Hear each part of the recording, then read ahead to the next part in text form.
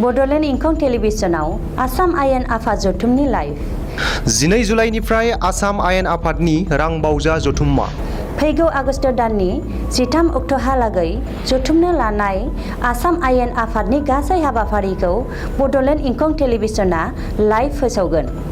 मुंख'नो गोनांदि बडोलेण्ड इंखं टेलिभिजनखौ केबल लोगोसे इउट्युबाव आरो गुबुन गुबुन बिजोङाव टेलिकास्ट खालामनाय जायो। बडोलेण्ड इंखं टेलिभिजनाव आसाम आयेन आफाद जथुमनि लाइभ 12 जुलाइनिफ्राय आसाम आयेन आफादनि रांबावजा जथुम्मा फैगौ आगस्ट दाननि 13 अक्ट'हालागै जथुमनो लानाय आसाम आयेन आफादनि गासै हाबाफारिखौ बडोलेण्ड इंखं टेलिभिजना लाइभ फोसावगोन। मुंख'नो गोनांदि बडोलेण्ड इंखं टेलिभिजनखौ केबल लोगोसे इउट्युब आरो गुबुन गुबुन बिजोङाव टेलिकास्ट खालामनाय जायो। बडोलेण्ड इंखं टेलिभिजननि स्टुडिअ'आव आं दैजि मुसाहारि। दिनैनि गाहाय रादाबाव दं। एबसुआ उदखारि बेरेखा सान फालिदों। दिनै बिटिआरआव आसामनि गिबि मन्थ्रिनि आगान। मेट्रिक आरो हाइ माद्रासा आनजादनि रिजाल्ट फोसावबाय।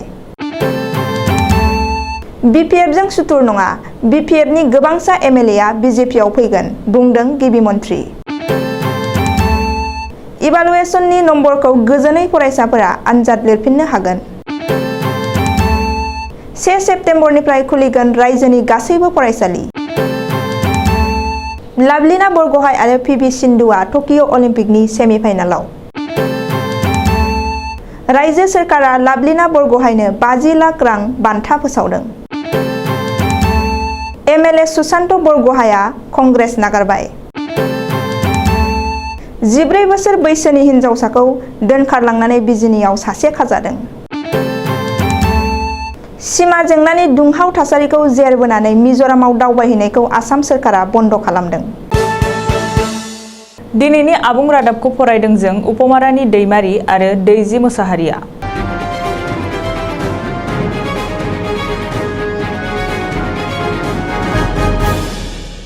एबसुआ दिनै उदखारि बेरेखा सान फालिदों। जोहोलाव सोमब्ला बसुमतारीनि 25थि थैनाय सानजों लोब्बा लाना मिरु एबसु आरो चिरां जिल्ला एबसुआ जथायै कभिडनि नेम खान्थिनि गेजेरजों सानसेनि हाबाफारि लाना उदखारि बेरेखा सान फालिदों। चिरां जिल्लानि बासुगाव गयबारियाव थानाय सोमब्ला फोथाराव एबा सोमब्ला बसुमतारीनि मांखरसालियाव बिबार बावना एबसुआ उदखारि बेरेखा सान फालिदों। उदखारि बेरेखा सान फालिनायनि हाबाफारि बादियै एबसुनि आफादगिरि दिपेन बर'आ एबसुनि फिरफिलाखौ ससे बिरहोयो आरो जोहोलाव सोमब्ला बसुमतारीनि मांखरसालियाव बिबार बावजेनो जोहोलाव सोमब्ला बसुमतारीनि अनजालि बिसि भानुमति बसुमतारीया। उदखारि बेरेखा सान फालिनाय हाबाफारियाव गिबि मन्थ्रि डक्टर हिमन्त बिश्व शर्मा, बिटिसिनि गाहाय प्रमद बर', केबिनेट मन्थ्रि उरखावगोरा ब्रह्म, रन्जित कुमार दास, गोबांसा एमएलए, बिटिसिनि मावफुं सोद्रोमाफोर आरो एमसिएलएमोनजों लोगोसे एबसु आरो बर' थुनलाइ आफादनि दैदेनगिरि सोद्रोमाफोर आरो ओनसोलनि रायजो राजाफोरा बाहागो लायो। सानसेनि हाबाफारिजों दिनै आसामनि गिबि मन्थ्रि डक्टर हिमन्त बिश्व शर्माया बिटिआरआव दावबायफैदों। जोहोलाव सोमब्ला बसुमतारीनि थैनाय सानजों लोब्बा लाखिनानै दुलाराय बर' फरायसा आफादजों चिरांनि गयबारिनि जोहोलाव सोमब्ला फोथाराव खुंजानाय उदखारि बेरेखा सान हाबाफारियाव हिमन्त बिश्व शर्माया बाहागो लायो आरो बिटिआर ओनसोलाव गोजोन गोसारहोनो आरो गोजोन लाखिनायनि बाथ्रा बुङो। मख'नो गोनांदि बे हाबाफारियाव आसामनि मन्थ्रि रन्जित कुमार दास, बिटिआरनि गाहाय प्रमद बर', आसामनि मन्थ्रि उरखावगोरा ब्रह्मआबो बाहागो लायो। बे हाबाफारियावनो आसाम सरकारा बर' सोमावसारनायाव जिउ बावनाय नखरनो 5 लाख रां आरो फैफिननाय एनडिएफबिनि सोद्रोमाफोरनो 160 कौटि रां होगोन होनना फोसावो।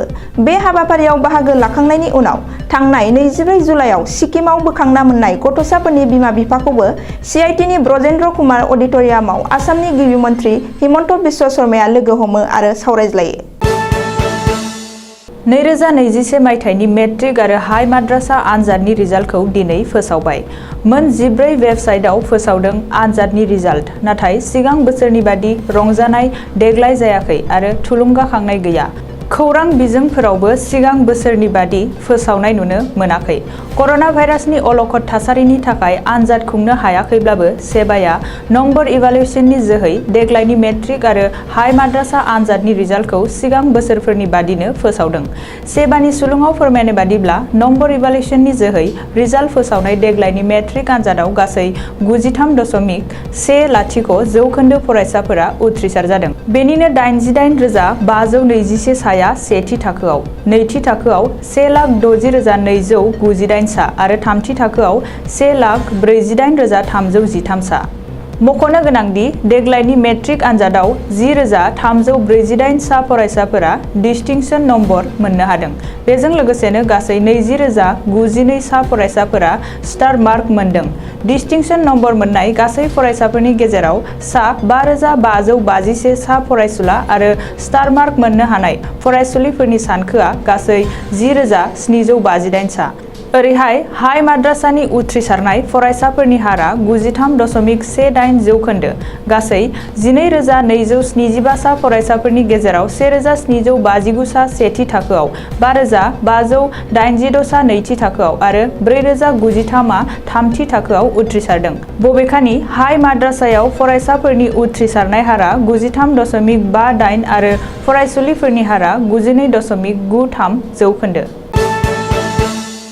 बिजेपिआ बिपिएफजों सुथुर नङा। बिपिएफनि गोबांसा एमएलएफोरा बिजेपिआव फैगोन। दिनै क'क्राझाराव दावबायफैनाय गिबि मन्थ्रि डक्टर हिमन्त बिश्व शर्माया बे बाथ्राखौ बुंदों।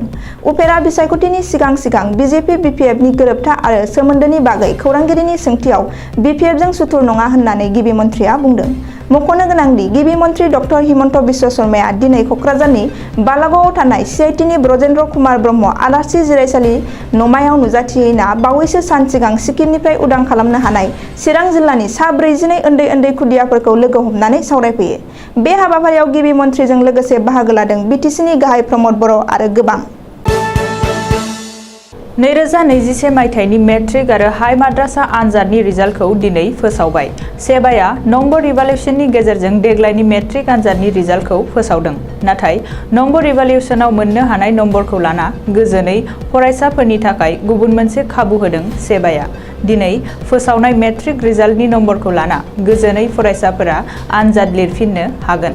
मख'नो गोनांदि गोदानै आनजाद लिरफिननायनि थाखाय रावबो फरायसाया जेबो रोखोमनि मासुल होनांनाय नङा। बेनि थाखाय फरायसाफोरा अनलाइननि जोहै रेजिस्टार खालामनो नांगोन। मेट्रिक आनजाद लिरफिननायनि थाखाय रेजिस्टार खालामनायनि अनलाइन पर्टेला फैगौ 5 आगस्तनिफ्राय 12 आगस्तसिम खुला थागोन। मख'जानाय खालारनि गेजेरावनो गावबा गावनि नम्बरखौ लाना गोजोनै फरायसाफोरा रेजिस्टार खालामनो नांगोन। बेनि थाखाय जेबो मासुल होनांनाय नङा। रायखांनो गोनां बाथ्राया बेबोदि आनजादाव जिरायफिननाय फरायसाफोरनि दानि मार्कशीटआ केन्सेल जागोन आरो इयुनाव गनायजानाय नङा। सासे फरायसाया दानिफ्राय खमसिन नम्बर मोनोब्लाबो आनजाद लिरफिनना मोननाय मार्कशीटखौनो आजावना लानांगोन। फैगौ 1 सेप्तेम्बरनिफ्राय खुलिसिगोन रायजोनि गासैबो फरायसालि। गासैबो फरायसालिफोरा खुलियोब्लाबो 9 थाखोनिफ्राय 12 थाखोसिमल' फरायसालियाव फरा फोरोंनाया जागोन। दिनै बे बाथ्राखौ फोसावदों आसामनि सोलोंथाइ मन्थ्रि डक्टर रनज पेगुआ। मख'नो गोनांदि कर'ना भाइरासनि अलखद थासारिनि थाखाय रायजोनि गासैबो फरायसालि आरो सोलोंथाइ फसंथानफोरा बन्द जानानै दङ। बेबायदि थासारियावनो दिनै मेट्रिकनि रिजाल्ट फोसावदों।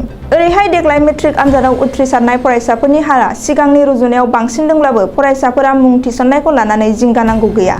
मेट्रिक उथ्रिनाय गासैबो फरायसाफोरानो 11 थाखो एबा ओइचएस सेथि बोसोराव मुं थिसननो खाबु मोनगोन होननानै रोखायै फोरमायदों सोलोंथाइ मन्थ्रिया। मख'नो गोनांदि देग्लाय बांसिन फरायसाफोरानो मेट्रिक आनजादाव उथ्रिसारगोनखौ नोजोर होना रायजोनि माखासे जिल्लायाव हरनि गेजेरावनो गोदान जुनियर कलेज गायसंजानायनि खौरां मोन्दों। बेनिखायनो सोरखारनि गनायथि मोनि फरायसालि आरो कलेजफोराव मुं थिसननायनिफ्राय सांग्रां जानांगौ होननानैबो सोलोंथाइ मन्थ्रि रनज पेगुआ फरायसाफोरखौ खावलायदों। लाभलिना आरो पिभि सिन्धुआ क्वार्टार फाइनेलाव क्वालिफाइ जाना सेमिफाइनेलाव जायगा आवथायनो हाबाय। 2020 टकिअ अलिम्पिकआव आसामनि बक्सार लाभलिना बरग'हाया दिनै क्वार्टार फाइनेलाव क्वालिफाइ जाना सेमिफाइनेलाव सौहैबाय। लोगोसे 6थि खेब वर्ल्ड चेम्पियन बक्सार मेरि कमआ मैया क्वार्टार फाइनेलाव जेनो। दिनै लाभलिनाया चाइनानि निनसिन सेनखौ 4-1 फेजेननानै सेमिफाइनेलाव जायगा आवथायो आरो भारतनो गुबुन मोनसे मेडेल गथायगोनखौ रोखा खालामनानै होयो।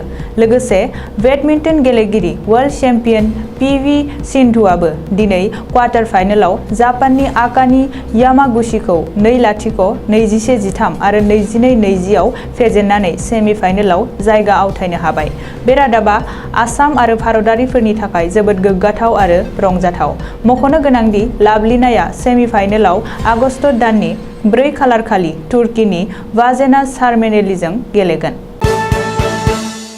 रायजो सरकारनि बिथिंनिफ्राय बक्सार लाभलिना बरग'हायनो 50 लाख रां बान्था फोसावदों। टकिअ अलिम्पिकआव जायखिजाया मोनसे मेडेल देरहागोना रोखा जानायनि उनावनो आसाम सरकारा लाभलिनानो 50 लाख रां बान्था आरो बेजों लोगोसेनो आसाम सरकारनि ग्रेड 1 नि साख्रि फोसावदों। आसामनि गेलेमु बिफाननि मन्थ्रि बिमल बराया लाभलिनानो 50 लाख रां अनसुंथाइ फोसावदों आरो साबायखर बावदों। मख'नो गोनांदि आसामनि बारग' गिबि मन्थ्रि आरो आथिखाल मिरुनि केबिनेट मन्थ्रि सर्बानन्द सन'वाल आरो गिबि मन्थ्रि डक्टर हिमन्त बिश्व शर्मायाबो लाभलिनाखौ साबायखर बावनायजों लोगोसे सनानि मेडेल देरहानो हाथों होनना बोर सारस्रि हरनानै आसा फारिदों। ओरैहाय लाभलिनाया अलिम्पिकआव जायखिजाया मोनसे मेडेल देरहागोना रोखा जानायनि उनावनो लाभलिनानि जोनोम गामि आरो नखराव रंजानायजों उसिफावदों। कंग्रेसनि थाखाय मोनसे गेदेर खहा। आरोबाव सासे एमएलए गोमाबाय कंग्रेसआ। गोबां सावरायनायनि उनाव थावरानि कंग्रेस एमएलए सुशान्त बरग'हाया कंग्रेस नागारबाय। आसाम प्रदेश कंग्रेस कमिटिनि आफादगिरि रिपुन बरानो दिनै दोलो नागारनाय गांसे लाइजाम लिरहरनानै सुशान्त बरग'हाया कंग्रेस नागारबाय। थावरानि एमएलए सुशान्त बरग'हाया दिनै कंग्रेस दोलो नागारनायनि उनाव गाबोन सनिबार खालि गावनि एमएलए मासिखौबो नागारनो हागौ होनना खौरां मोननो हादों। मिथिनो हानाय बादिब्ला सुशान्त बरग'हाया गाबोन गावनि एमएलए मासि एंगारनानै फैगौ 1 आगस्ट खालि खुंथाय गोहोआव थानाय बिजेपि दोलोआव हाबनायनि बाथ्रा। मख'नो गोनांदि बेनि सिगां मरियनीनि 4थि खेबनि एमएलए आरो कंग्रेस दैदेनगिरि रूपज्योति कर्मीआ गावनि एमएलए मासिजों लोगोसे कंग्रेस दोलोखौ नागारनानै बिजेपिआव हाबहैबाय। चिरां जिल्लानि बिजिनि खावाटिकायाव 33 बोसोर बैसोनि सासे सुबुङा 14 बोसोर बैसोनि सासे हिन्जावसाखौ जुलिनि असिलायै दोनखारलांनायनि दायाव चिरां पुलिसआ एरेस्ट खालामदों। पुलिसनि सुलुङाव फोरमायनाय बायदिब्ला हमजानाय सुबुंनि मुङा आहमेद खान। थांनाय 26 जुलाइखालि आहमेद खानआ बैसो जास्लाबै बे हिन्जावसाखौ जुलिनि रादाय होनानै दोनखारलांनायाव आयेननि बेरेखा हाबा मावनाय जादों होननानै हिन्जावसानि बिमा आजिद आहमेद खानआ बिजिनि थानायाव मोनसे एजाहार होदोंमोन।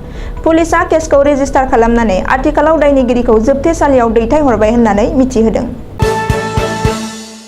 आसाम सोरखारनि नखर बिफाना आथिखालाव मोननै रायजोनि सिमनायारि जेंनाखौ जेर बोनानै मोनसे बिथोन फोसावदों दि जाहाथे आसामनि रावबो सुबुङा आथिखालाव खामानिनि असिलायै एबा दावबायनायनि असिलायै मिजोरामाव थाङा।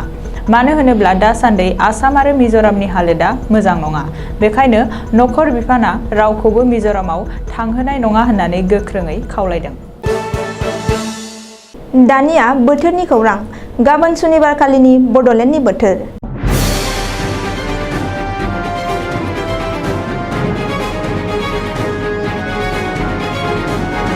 बोथोर बिगियानख'नि सुलुं बादियै गाबोन सुनिबार 30 जुलाइखालि बड'लेण्ड हालामनि अख्राङाव दोमैलुनायजों लोगोसे अखा हानाय आरो सान्दुंबो दुंनो हागौ। बड'लेण्डनि आवथायाव थानाय मोनब्रै जिल्लानि बोथोरनि गाबोननि सुलुंफोरा जाबाय फारियै क'क्राझार जिल्ला। गाबोन क'क्राझार जिल्लायाव बोथोरा 30 डिग्री सेल्सियास जागोन। चिरां जिल्ला। गाबोन चिरां जिल्लायाव बोथोरा 29 डिग्री सेल्सियास जागोन। बाक्सा जिल्ला। गाबोन बाक्सा जिल्लायाव बोथोरा 30 डिग्री सेल्सियास जागोन। अदालगुरि जिल्ला। गाबोन अदालगुरि जिल्लायावबो बोथोरा 29 डिग्री सेल्सियास जागोन। दिनैनि रादाबा एसेनोसै। गोजोन्थों।